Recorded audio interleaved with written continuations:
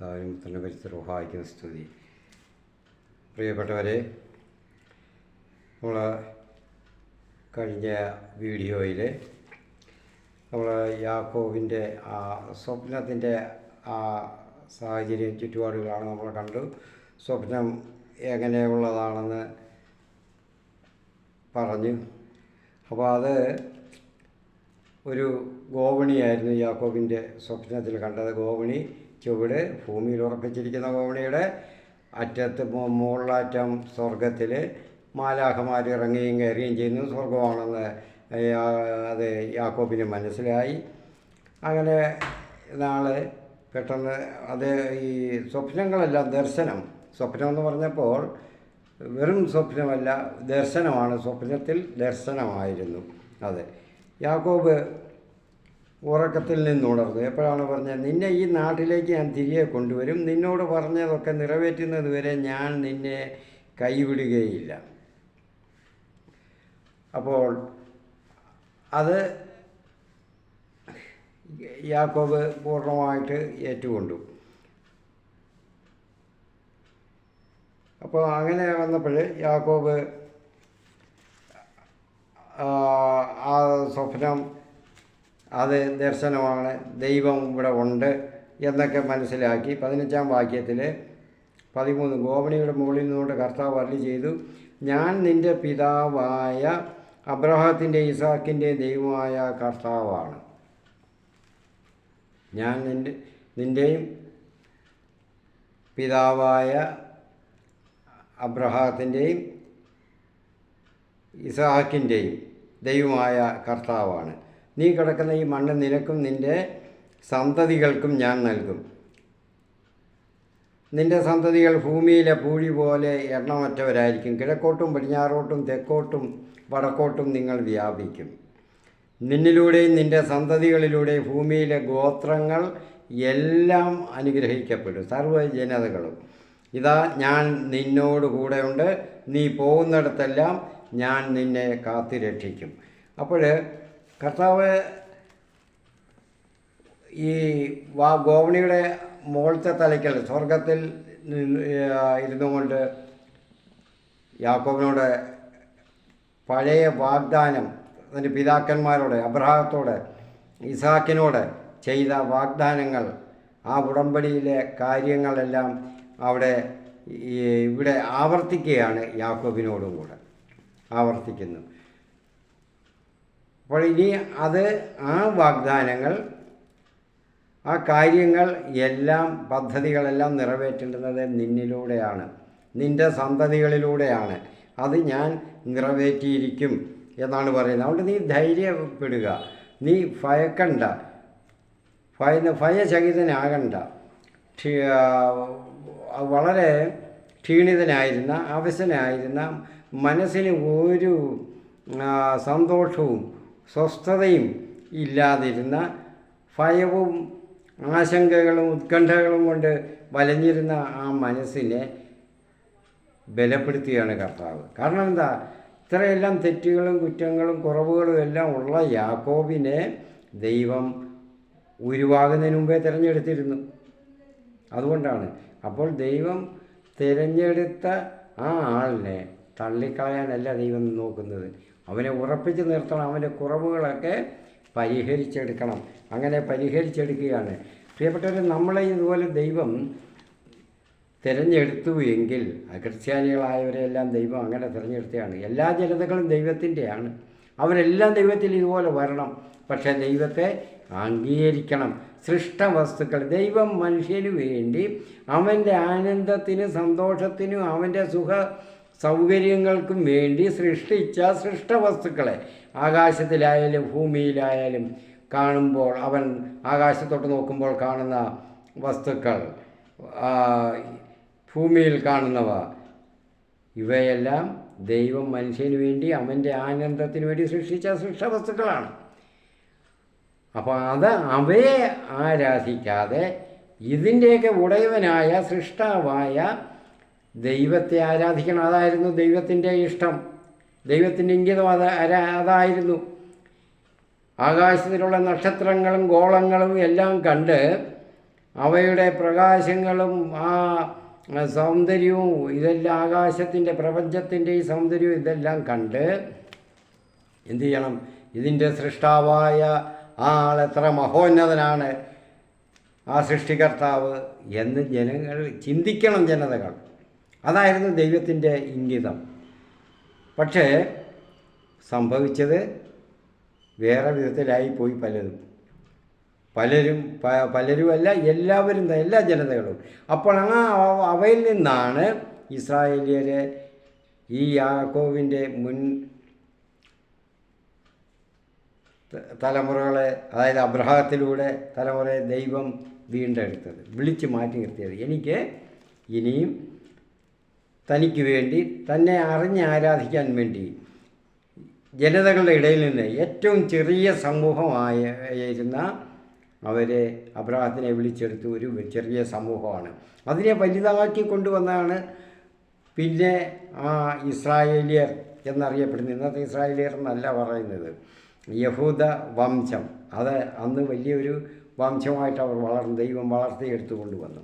അവർ തൻ്റെ സ്വന്തം ജനമായിട്ട് കൊണ്ടുവരാനായിരുന്നു ദൈവം ആഗ്രഹിച്ചു. തൻ്റെ സ്വന്തം, ദൈവത്തിൻ്റെ, എൻ്റെ സ്വന്തമെന്ന് എനിക്ക് പറയാൻ അവകാശമുള്ള, അതിന് പറ്റിയ ജനതയായിട്ട് എടുക്കാനായിരുന്നു. പക്ഷെ അവരും മാറിപ്പോയി. അപ്പോൾ ആ ചരിത്രമാണ് നമ്മൾ പഠിക്കുന്നത്. അപ്പോൾ എന്തുകൊണ്ടാണ് ഇത് നമ്മൾ പഠിക്കേണ്ടുന്നത് എന്ന് ഇതിലെല്ലാം ഉള്ള ഓരോ സംഭവങ്ങൾ നമ്മൾ നോക്കുമ്പോൾ നമ്മൾ അറിയണം. അതാണ് ഗ്രന്ഥകാരൻ ഇത് രേഖപ്പെടുത്തിയിരിക്കുന്നത്. എന്തിനാണിത്? നമ്മൾക്കൊരു പാഠമാകേണ്ടുന്നതിന്. വിശുദ്ധ പൗലോസിൻ്റെ ലേഖനത്തിൽ 10-ാം അധ്യായത്തിൽ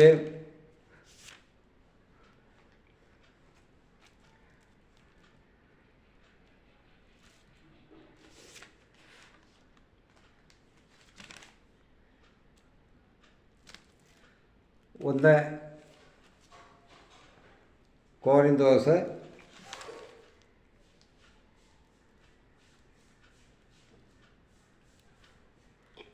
10-ാം അധ്യായത്തിലെ 6-ാമത്തെ വാക്യം 11-ാമത്തെ വാക്യം അവിടെ പറയുന്നുണ്ട്,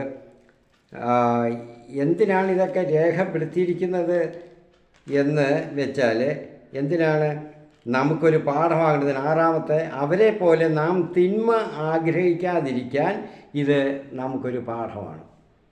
മറ്റുള്ളവർ വന്നിട്ടുള്ള, ദൈവത്തെ അറിയാതെ പോയപ്പോൾ വന്നിട്ടുള്ള, ദൈവത്തെ തിരിച്ചറിയാൻ കഴിയാതെ വന്നവർക്കുള്ള ദോഷങ്ങൾ, അവർക്ക് വന്നിട്ടുള്ള ദോഷവശങ്ങൾ, സംഭവിച്ച വിപത്തുകളൊക്കെ എന്തൊക്കെയായിരുന്നു എന്നുള്ളത് അറിയാനാണ്. ഇനി 11-ാമത്തേത്, ഇതെല്ലാം അവർക്ക് ഒരു താക്കീതായിട്ടാണ് സംഭവിച്ചത്. നമുക്ക് ഒരു പാഠമാകേണ്ടതിന് അവയെല്ലാം എഴുതപ്പെട്ടിരിക്കുന്നു. അപ്പോൾ നമ്മൾക്കിത് മനസ്സിലാക്കുന്നതിന് വേണ്ടിയാണ്. അപ്പോൾ നമ്മൾ ഇന്ന് ഓരോ തലമുറയിലും ഇത് വായിക്കുന്നവർ ചിന്തിക്കണം, എങ്ങനെയായിരുന്നു ദൈവത്തിൻ്റെ ഇംഗിതം, എന്തായിരുന്നു ഇതെല്ലാം ചെയ്യുമ്പോൾ, ഇതെല്ലാം സൃഷ്ടിക്കുമ്പോൾ, ഈ പ്രപഞ്ചത്തെയെല്ലാം പരിപാലിക്കുമ്പോൾ എന്തായിരുന്നു, ഈ ജനതകളെ ഒരു പ്രത്യേകം ഒരു ജനതയെ തിരഞ്ഞെടുക്കുമ്പോൾ. ഇന്ന് ആധുനിക ഇസ്രായേൽ എന്ന് പറയുന്നത് ക്രിസ്ത്യാനിയെയാണ് പറയുന്നത്, ക്രിസ്തുവിനെ അനുഗമിക്കുന്നവർ. അപ്പോൾ ദൈവത്തിൻ്റെ ആ രഹസ്യമായിരുന്ന വിശുദ്ധ പൗലോസ് പറയുന്നത്, ദൈവത്തിൻ്റെ ആ രഹസ്യം ഈ യുഗങ്ങൾ വരെയും ഇങ്ങോട്ട് സൂക്ഷിച്ചിരുന്നത്, ക്രിസ്തുവിൻ്റെ ആഗമനം വരെയും സൂക്ഷിച്ചിരുന്ന രഹസ്യമായിട്ടായിരുന്നു. ആ രഹസ്യം ഇസ്രായേലിലെ പ്രവാചകന്മാരിലും എല്ലാം ദീർഘദർശികളിലും എല്ലാം അത് ദൈവം കുറേശ്ശെ തെളിയിച്ചു കൊടുത്തിരുന്നു. പക്ഷേ വെളിപ്പെട്ടിരുന്നില്ല. ആ രഹസ്യം എന്താണെന്ന് വെച്ചാൽ അത് ക്രിസ്തുവിൻ്റെ ആഗമനത്തോടു കൂടിയായിരുന്നു. അത് കാരണം ആയിരുന്നു ആ രഹസ്യം. അത് ഇപ്പോൾ നമ്മൾക്ക് വെളിപ്പെട്ട് കിട്ടി. അതാണ് വിശുദ്ധ പൗലോസ് പറയുന്നത്, അത് നമുക്ക് വെളിപ്പെട്ട് കിട്ടി. അപ്പോൾ നമ്മൾ അത് അറിയണം, അത് അന്വേഷിച്ചറിയണം, ഈ സൃഷ്ടവസ്തുക്കളിലൂടെ അറിയണം. റോമാക്കാർക്ക് എഴുതിയ ലേഖനം 1-ാം അധ്യായത്തിൽ പറയുന്നുണ്ട്. ആ സൃഷ്ടവസ്തുക്കളുടെ പ്രപഞ്ചത്തിലെ സകല സൃഷ്ടവസ്തുക്കളിലൂടെയും നമ്മളത് അറിയണം, സകല ജനതകളും അറിയണം. ഇതിൻ്റെയൊക്കെ ഒരു കർത്താവ് ഉണ്ട്. ആ കർത്താവിനെ അന്വേഷിച്ച് അറിയുമ്പോൾ അതിനാ ദൈവത്തിൻ്റെ മഹത്വം മനസ്സിലാക്കി ദൈവത്തെ ആരാധിക്കണം. എല്ലാവരും ദൈവത്തിൻ്റെയാണ് സൃഷ്ടവസ്തുക്കളെ എല്ലാം ആരാധിക്കേണ്ടുന്നത് എന്ന് അവിടുന്ന് അത് വ്യക്തമാക്കുകയാണ്. കർത്താവ് പറയുന്നു, നീ പോകുന്നിടത്തെല്ലാം ഞാൻ നിൻ്റെ കൂടെയുണ്ട്, നിന്നെ ഞാൻ കാത്ത് സംരക്ഷിക്കും. അപ്പോൾ അതുകൊണ്ടാണ് ഈ യാക്കോബിന് കുറ്റങ്ങളും കുറവുകളെല്ലാം ഉണ്ട്. വഞ്ചകനാണ്, കൂടുതൽ കൗശല ബുദ്ധികൾ ഉപയോഗിക്കും എല്ലാവരോടും തൽക്കാലത്തെ നേട്ടത്തിന് വേണ്ടി. അപ്പോൾ ഇതെല്ലാം ഉണ്ടായിട്ടും ആളിനെ തിരഞ്ഞെടുത്ത് വിശുദ്ധീകരിച്ച് കുറവുകളെല്ലാം അവരെ കൊണ്ട് അനുഭവിപ്പിച്ച് അത് പദം വരുത്തി എടുക്കുകയാണ് ചെയ്യുന്നത്. എല്ലാവരോടും അങ്ങനെ, നമ്മളോടായാലും അങ്ങനെ തന്നെയാണ്. എത്രയോ ഇന്നത്തെ പല സുവിശേഷകരും സകല പ്രഘോഷകരും എല്ലാവരും തന്നെ ദൈവവചന ശുശ്രൂഷ ചെയ്തവർ പലരും തന്നെ ഇതുപോലെ ദൈവം പദം വരുത്തി എടുത്തതാണ്. അവരുടെ കുറവുകളെല്ലാം നീക്കിക്കളഞ്ഞ് അവരെ അതിനു വേണ്ടി അവർക്ക് സഹനങ്ങൾ ധാരാളം കൊടുത്തു, ധാരാളം സഹനങ്ങളുണ്ടായി. ഈ സഹനങ്ങളിലൂടെ അവർ ദൈവ ഇംഗിതം മനസ്സിലാക്കുകയായിരുന്നു. ഇപ്പോൾ അത് പറഞ്ഞാൽ ഞാനും അത് തന്നെയാണ്, എൻ്റെ അനുഭവം അത് തന്നെയാണ്. ഞാൻ പറഞ്ഞിട്ടുള്ളൂ, ഓരോ സമയത്ത് ആയിട്ട് അത് വിവരിക്കാം. അപ്പോൾ അതുപോലെ ഇവിടെ യാക്കോബിന് ആ മനസ്സിൻ്റെ ആ ക്ലേശങ്ങളെല്ലാം മാറ്റി അവൻ ബലപ്പെട്ടു. ഇവിടെ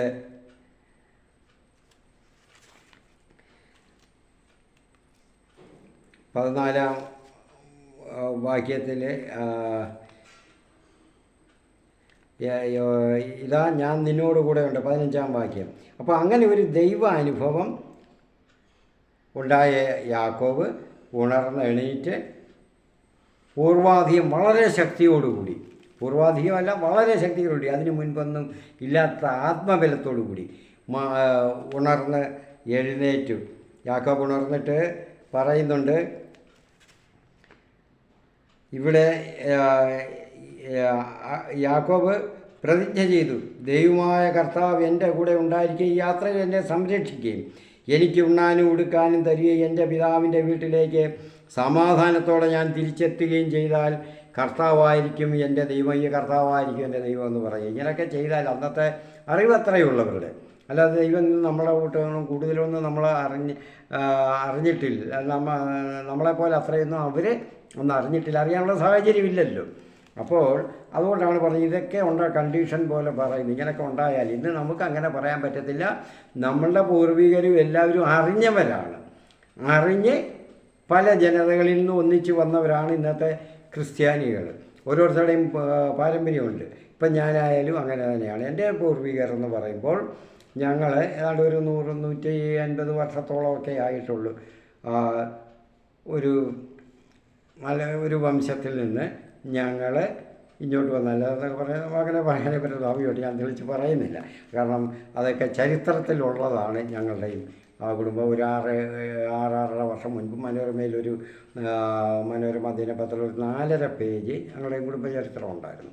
അപ്പോൾ ആ പറഞ്ഞിരിക്കുന്ന ഓരോ പേരുകളൊക്കെ ഞങ്ങളുടെ അപ്പച്ചനും അമ്മച്ചിയൊക്കെ ഞങ്ങളൊക്കെ പറയുമ്പോൾ ഞങ്ങളന്ന് തമാശയായിട്ട് വിചാരിച്ചുള്ള കളിയാക്കുമായിരുന്നു. പക്ഷേ അന്ന് കണ്ടപ്പോൾ ഞങ്ങൾ വിചാരിച്ചു അത് എത്രയോ ശരിയായിട്ടാണ്. ആ ഒരു പേരുകൾ പോലും ഞങ്ങളുടെ അമ്മച്ചിയോ അപ്പച്ചനൊന്നും മറന്നിട്ടില്ലായിരുന്നു. അപ്പോൾ ആ പറഞ്ഞതൊക്കെ അത്രയും വർഷം മുൻപ് പറഞ്ഞതെല്ലാം ശരിയാണ്. അപ്പോൾ വലിയ ഭജന കുടുംബയും ഇതൊക്കെ കാണുമ്പോൾ ഞങ്ങളൊക്കെ അന്ന് കളിയാക്കുമായിരുന്നു. അപ്പോൾ അങ്ങനെയുള്ളൊരു വംശത്തിൽ നിന്ന് ഞാൻ വന്നവരാണ് ഞങ്ങൾ. അതുപോലെ ഓരോരുത്തരും ഓരോ വംശങ്ങളിൽ നിന്ന് വന്ന് ക്രിസ്ത്യാനികൾ ദൈവം വിളിച്ച് മാറ്റി നിർത്തിയവരാണ്, ക്രിസ്ത്യാനികളാണ്. അപ്പം പ്രിയപ്പെട്ടവരെ, അപ്പം ദൈവം തിരഞ്ഞെടുത്ത് ദൈവത്തിൻ്റെ ആ ശക്തി പകർന്നു കഴിഞ്ഞപ്പോൾ ദൈവത്തെ അവൻ തിരിച്ചറിഞ്ഞ് യാക്കോബ്. അതുവരെ അങ്ങനെയുള്ള അനുഭവം ഉണ്ടായിട്ടില്ല. അമ്മയുടെ കൂടെ നിന്ന് ഓമനപുത്രനായിട്ട് മെയ്യനങ്ങാതെയൊക്കെ ജീവിച്ചു, എല്ലാം കിട്ടി, സമ്പത്തുകളുണ്ടായിരുന്നു, കഷ്ടപ്പെടേണ്ടി വന്നിട്ടില്ല. അതൊക്കെ ജ്യേഷ്ഠൻ കഷ്ടപ്പെടുമായിരുന്നു. പിന്നെ സമ്പത്തുകളൊക്കെ ഉണ്ടായിരുന്നു. പിന്നെ വേണ്ടുന്നതെല്ലാം ആർജിക്കാൻ കൗശലമെല്ലാം അമ്മ പകർന്നു കൊടുത്തിരുന്നു. അപ്പോൾ അതുകൊണ്ട് ഒന്നും അറിയേണ്ടി വന്നിട്ടില്ല. അപ്പോൾ ക്ലേശവും ഉത്കണ്ഠ ആശങ്കകളൊക്കെ ഉണ്ടായിരുന്നു. ഇനി എന്തോ ആയിത്തീരും, ഇതുവരെ ഞാൻ ചതിക്കുകയും കുതികാല് വെട്ടുകയൊക്കെ ചെയ്തിരുന്നു. അപ്പോൾ സ്വന്തം സഹോദരനെ പോലും അപ്പോൾ അതുകൊണ്ട് ആ ആശങ്കകളെല്ലാം ദൈവം അകറ്റി. താൻ തിരഞ്ഞെടുത്തവനെയാണ്ട് അവനെ ബലപ്പെടുത്തി ശക്തിപ്പെടുത്തി. അപ്പോൾ എന്നിട്ട് 19-ാമത്തെ വാക്യത്തിൽ അവൻ ആ സ്ഥലത്തിന് ഒരു പേര് വിട്ടു.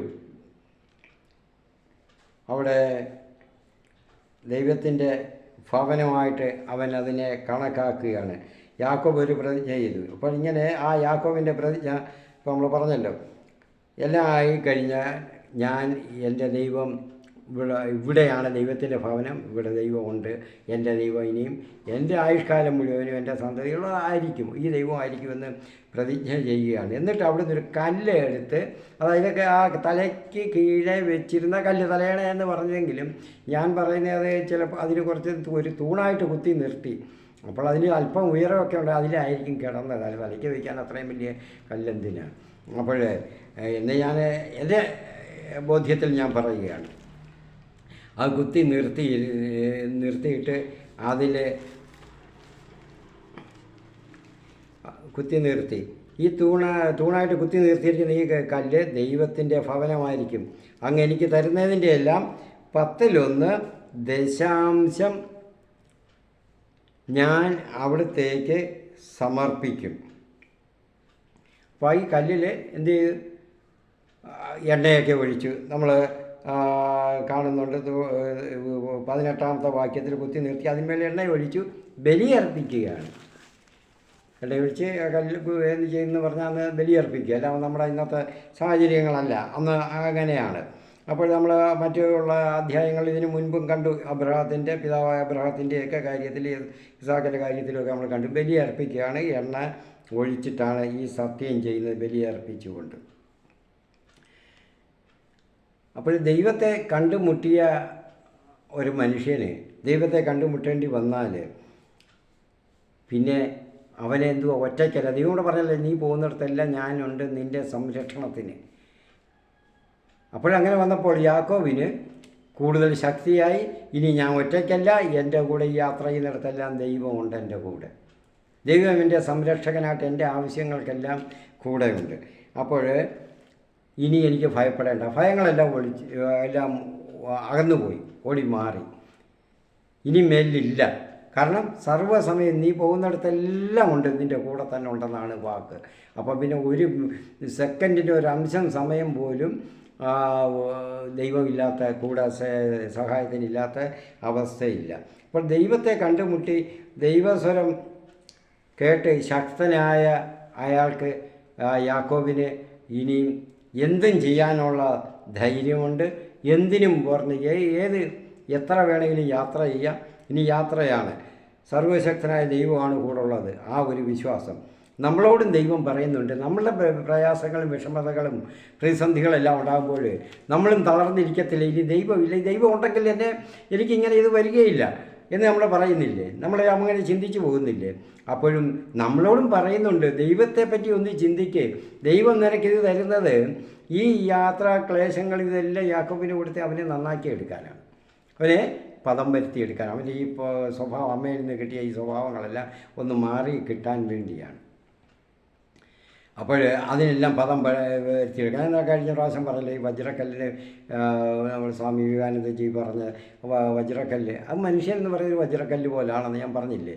മണ്ണിനടിയിൽ അല്ലെങ്കിൽ വെള്ളത്തിനടിയിൽ കിടക്കുന്ന നദിയുടെ ആഴത്തിൽ കിടക്കുന്ന ഒരു വജ്രക്കല്ല് പോലെ, അതുപോലെ അതൊക്കെ വെട്ടി മിനുക്കിയൊക്കെ എടുക്കുന്ന പോലെ മനുഷ്യൻ്റെ അവൻ്റെ ചീത്ത സ്വഭാവങ്ങളെല്ലാം, വേണ്ടാത്ത ദൈവത്തിന് നിരക്കാത്തതെല്ലാം വെട്ടി മാറ്റി അവനിത് കളയണം, അങ്ങനെ എടുക്കണം. അപ്പോൾ അങ്ങനെ ദൈവത്തെ കണ്ടുമുട്ടിയപ്പോൾ ഇനി എൻ്റെ കൂടെ ഞാൻ ഒറ്റയ്ക്കല്ല, എല്ലാത്തിനും പോകുന്നയാൾ, എല്ലാത്തിൻ്റെ ഉടയവനായ ആണ് എന്നെ നയിക്കുന്നത്. അപ്പം ദൈവം നമ്മളോടും പറയുന്ന ഇതാണ്, ഞാനുണ്ട് കൂടെ. പക്ഷെ നമ്മൾ പ്രതിസന്ധികളിൽ അവിടെ തളർന്നിരിക്കുകയാണ്, എനിക്ക് ആരുമില്ല, ഒന്നുമില്ല, എനിക്ക് ഇങ്ങനെ വന്നല്ലോ എന്ന് ദൈവത്തെ പോലും പഴിക്കുന്നവരുമുണ്ട്. കാരണം ദൈവം എന്തിനാണ് നിന്നെയൊക്കെ ഇത് തന്നത്? നിന്നെ മയപ്പെടുത്തിയെടുക്കാനാണ്. നിൻ്റെ വേണ്ടാത്ത, ദൈവത്തിന് നിരക്കാത്ത ആ സ്വഭാവങ്ങളെല്ലാം കളയാനാണ്, ദൈവത്തെ അറിയാനാണ്. ഈ ക്ലേശിച്ചിരിക്കുമ്പോൾ നീ കൂടുതൽ അന്വേഷിക്കണം, ദൈവം ഉണ്ട്, ദൈവം ഏതാണ്, എന്താണ് എന്നിൽ നിന്ന് ആവശ്യപ്പെടുന്ന എന്താണ്, എനിക്ക് എന്തുകൊണ്ട് ഇങ്ങനെ വന്നു എന്നുള്ളത് എന്നെ ഇങ്ങനെ തള്ളിക്കളഞ്ഞ നിരാശ കാണിക്കാതെ കൂടുതൽ ദൈവത്തെ അറിയാനുള്ള ഉത്സാഹം, ആകാംക്ഷ, ആർത്തി, ദൈവത്തെ അറിയാനുള്ള ഒരു ആർത്തി നമ്മളിൽ രൂപം കൊള്ളണം. അപ്പോൾ പ്രതിസന്ധികളും ആശങ്കകളും എല്ലാം ദൈവത്തെ കണ്ടുമുട്ടുമ്പോഴെല്ലാം മറന്നു പോകും. ദൈവം ഇടപെടുമ്പോൾ എന്തു ചെയ്യുന്നത്, ആ ധനവും സമ്പത്തും ഇവയോടുള്ള അത്യാർത്തിയെല്ലാം ഇല്ലാതാകണം. യാക്കോബിനുണ്ടായിരുന്നതിൽ എല്ലാം സ്വന്തമാക്കണം, ഞാനാകണം ഏറ്റവും എല്ലാത്തിനും ഒന്നാമൻ എന്നുള്ള ആശങ്ക. അതാണല്ലോ മൂത്തവൻ്റെ അവകാശങ്ങളെല്ലാം തട്ടിപ്പറിച്ചെടുത്തത്, വഞ്ചിച്ച് കൗശല ബുദ്ധി ഉപയോഗിച്ച് എടുത്തത്. അപ്പോൾ അതെല്ലാം ദൈവത്തെ കണ്ടുമുട്ടുമ്പോൾ ഇല്ലാതാകും. ഇപ്പം മനസ്സ് ക്ലേശമില്ല. പക്ഷേ യാക്കോബിന് എല്ലാം ഒന്നും ആയില്ല. ഇനിയുള്ള അടുത്ത സമയത്ത് വരുമ്പോൾ എല്ലാം ഒന്നും മാറിയില്ല, തൽക്കാലം അങ്ങ് മാറി. പിന്നെയും അമ്മയുടെ ആ പാരമ്പര്യ ഗുണങ്ങളെ കിട്ടി, അതവിടെ നിലനിൽപ്പുണ്ടായിരുന്നു, അതുണ്ടായിരുന്നു. അത് പിന്നെ അത് പറയാം അങ്ങോട്ട് പോകുമ്പോൾ. അപ്പോൾ ദൈവത്തെ കണ്ടുമുട്ടുന്നവർക്ക് നമ്മൾക്കെല്ലാം ഇതൊക്കെ ഇല്ലാതാകണം. വേണ്ടാത്തത് ഈ ധനാർത്തി. ഇന്ന് ലോകത്തിലെ ഏറ്റവും വലിയ തെറ്റുകൾ, ഏറ്റവും വലിയ ദൈവത്തിൽ നിന്ന് അകലുന്നത്, അധാർമികമായിട്ടുള്ള രീതിയിൽ വഴിയിൽ മനുഷ്യൻ വഴി പിഴയ്ക്കുന്നത്, ഇന്നത്തെ യുവാക്കളുടെ രീതി, ഇതെല്ലാം എന്താണ്?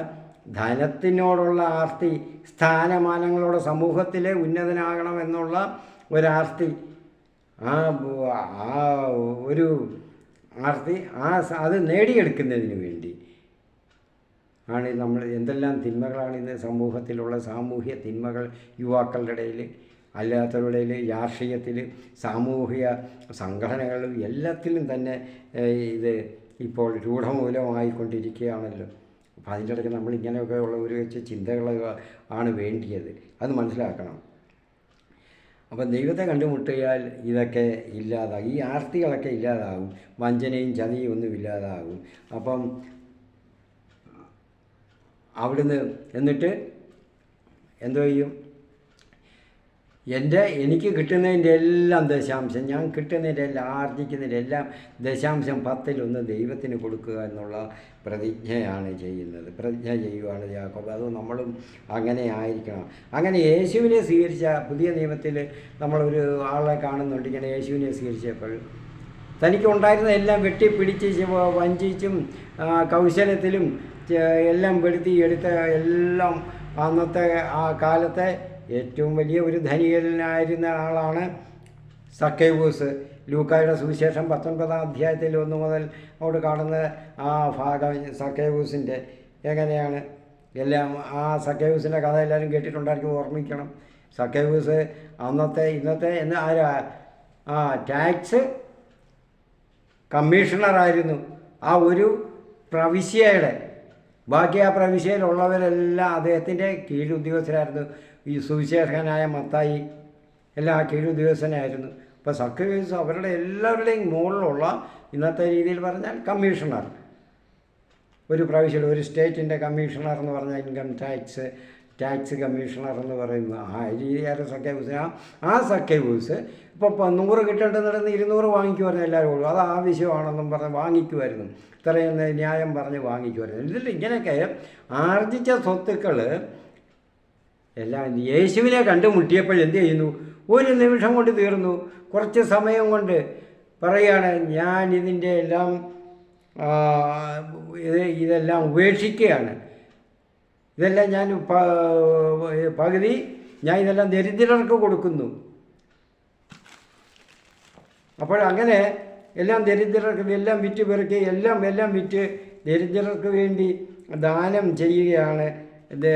ദൈവ ഇഷ്ടത്തിന് വേണ്ടി എല്ലാം ഉപേക്ഷിക്കണം, ദൈവത്തിന് നേടുന്നതിന് വേണ്ടി ദൈവത്തിൻ്റെ കൂടെ ആയിരിക്കണം. ഇത്രയും നാളില്ലാതിരുന്ന ആ ആർത്തി, ദൈവത്തെ അറിയാനുള്ള, ദൈവത്തിൻ്റെ കൂടെ കൂടാനുള്ള ആർത്തി ഇവിടെ സക്കേവൂസ് പറയുന്നതിനാണ്.